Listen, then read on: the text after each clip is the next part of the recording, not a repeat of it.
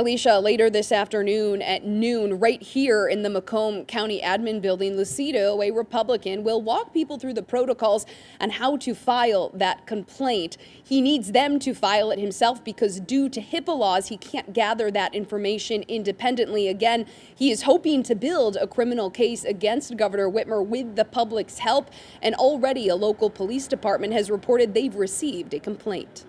Why did my mom or why did my dad, why did my brother, sister, uncle, aunt die?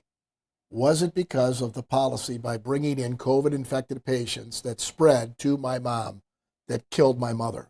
Last August, when Peter Lucido was still a state senator, he issued this statement criticizing Governor Whitmer's decision to bring COVID-positive patients into Michigan nursing homes, noting at the time more than 2,000 residents had died, along with 21 staff members. Now, as Macomb County Prosecutor, he's trying to build a criminal case against her for possible charges of willful neglect of duty or reckless endangerment, he says.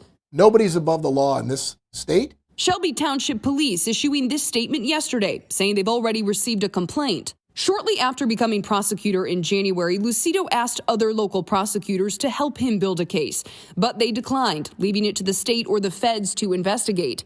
In May, the U.S. attorney told Lucido he would review his request, but AG Dana Nessel's office said it didn't think his concerns warranted a criminal investigation. I didn't receive a very warm welcome. Meanwhile, in New York, Governor Cuomo is in hot water for undercounting the number of COVID deaths in state nursing homes. And most recently, a fellow Democrat there, Assemblyman Ron Kim, claiming Cuomo called him to threaten him if he didn't help with the cover-up. Cuomo is also facing several claims of sexual misconduct from former staffers. Meanwhile, back here in Michigan, Lucido says his efforts are not political, but rather about accountability. This is about people who passed away at the behest of a policy that was created by our governor. Now, Governor Whitmer's office did release a lengthy statement to 7 Action News in response to the comments made by Lucido. I'm going to read just a portion of it to you now.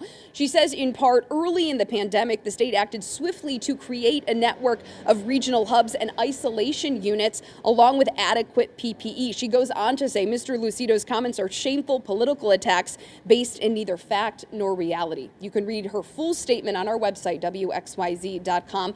Again, this press conference happening here today at noon. Much more to come on this. Reporting live this morning in Mount Clemens, Jen Shantz, 7 Action News. All right, a lot of people are going to be